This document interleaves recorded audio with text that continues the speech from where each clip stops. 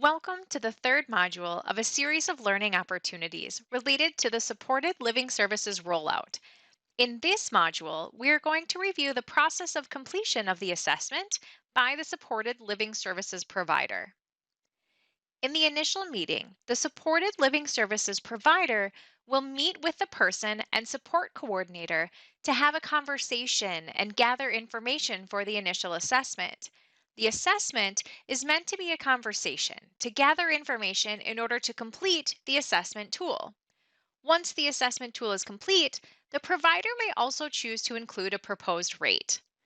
Next, the support coordinator will review the assessment tool to ensure it captures all outcomes and needs of the person. If needed, the support coordinator will then have further follow up with the provider if any changes are needed to the assessment outcomes or assessed skills. Before we look at the assessment, there are a few important things to understand about the assessment tool and process. It is in an Excel spreadsheet format. This allows for easy electronic documentation and for automation within the tool. It is important to note there are checkboxes on the assessment. However, it is meant to guide a conversation from which the assessor can then complete the assessment. The assessment conversation should not be a check the box conversation. Within the assessment, there is a location to indicate a person-specific communication plan for updates on progress. This will be agreed upon during the assessment and identified on the assessment documentation. This includes frequency of communication and formats for updates like email or phone. There are 13 core skill ability areas that will be assessed. Examples of these are community inclusion, personal hygiene, housekeeping, food and nutrition, etc. Each area averages around 7 skills or check boxes. Each core skill ability area is assessed on the level of skill ability. Is it basic, moderate, advanced, or independent? As well as the type of support needed, like a physical presence by staff, a non physical presence by staff, physical assistance from staff, or are all needs met by non supported living services supports? Or can the need be accomplished independently of support? The skill ability is also assessed on frequency of support. Is it needed daily, weekly, infrequently, or independent? Please note that instructions are located on the first tab of the worksheet. Using the instructions, I am going to demonstrate how the provider will document the assessment findings. Again, we are hopeful this is not a checklist, but rather something completed back at the office. Here we are at the Supported Living Assessment tool. Please keep in mind, detailed instructions for completing the tool are located on the Instructions tab. It is important to complete all of the necessary fields. For the date of assessment, if the assessment takes place over multiple dates, please enter the most recent date. In the Assessment Type field, choose the appropriate assessment type from the drop-down. Is it the initial assessment, which is the first assessment completed for a new referral? The initial review, which is when an individual begins supported living services with a provider. An initial review of the assessment will be completed within 15 to 90 days of the start of services. The time frame for the initial review will be established during the initial assessment and will be a collaborative decision between the individual's legal representative, if applicable, service coordinator, and supported living provider. The 6-month reviews are completed every 6 months following the initial assessment. Sometimes the individual service coordinator and provider may wish to synchronize the 6-month review cycle with the supported living plan 6-month review. However, this is not a requirement. Or lastly, is this a change in supports? This is when the assessment needs to be updated due to a significant change in the individual's condition, which warrants a change in supports.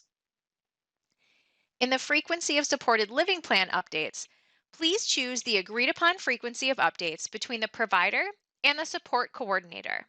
The options are weekly, bi-weekly, monthly, or quarterly. Then, enter how will plan updates be provided. Is this by phone, email, etc.?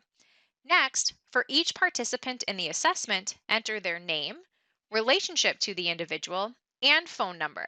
Email also if that is needed for contact.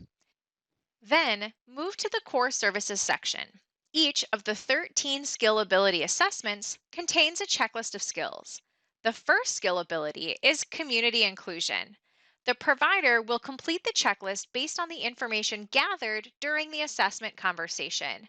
Please check all that apply.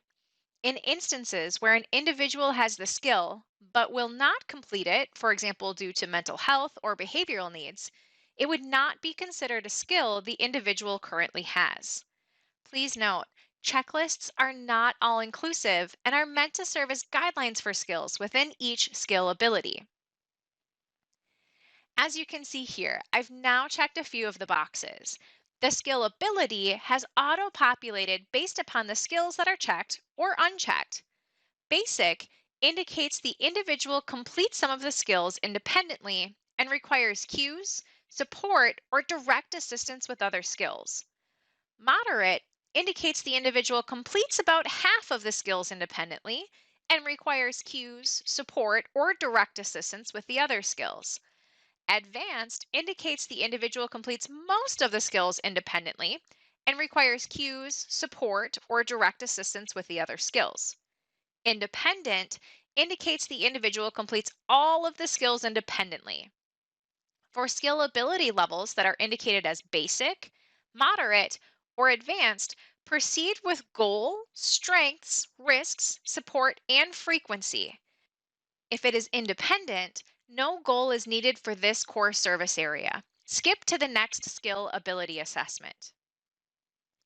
Community inclusion goals will be measurable so that the individual, their legal representative if applicable, provider, and support coordinator know how and when the goal is achieved. Goals will focus on developing individual skills so that the individual can achieve the highest level of independence in that area. For every skill ability assessment that has a goal, summarize the individual's strengths and risks. Also, for every skill ability assessment that has a goal, choose from the drop down tab to indicate the support needed to achieve the goal. These include non physical presence by staff, physical presence by staff, physical assistance by staff, and all needs are met by non supported living supports. Non physical presence by staff indicates staff does not need to physically assist the individual.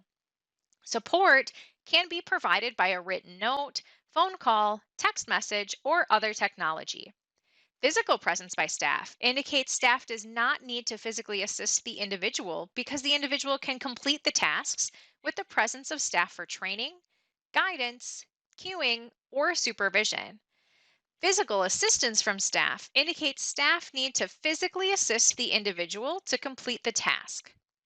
Community inclusion, interpersonal skills, legal and personal rights, and education do not have physical assistance by staff as an option.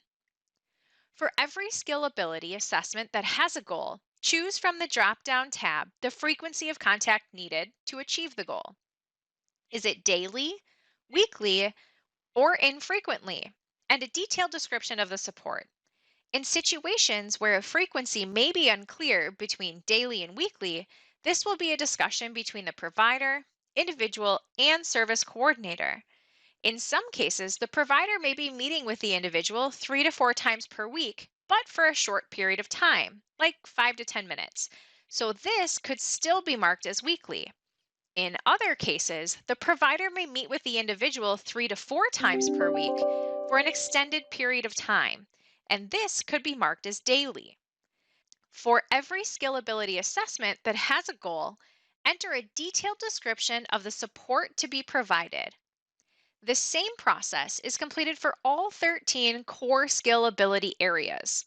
Please note that if RN oversight is needed for goals in the health and wellness, medication management, or medical appointment sections, choose the frequency from the drop-down. Choices are weekly, monthly, infrequently, or not applicable. Lastly, complete the excessive travel tabs. This is for travel to the individual's home and is meant to provide incentive for travel to more rural areas. From the drop down, choose whether the provider travels more than a 20-mile radius for the individual. If the answer is yes, select the appropriate frequency from the next drop down. Choices are 5 times per month or less and greater than 5 times per month. Again, please refer to the Instructions tab at any time while completing the assessment. It contains all of the information in this learning module and further detailed descriptions of the drop-down options. This concludes this module. Please review the additional modules for continued learning. Thank you.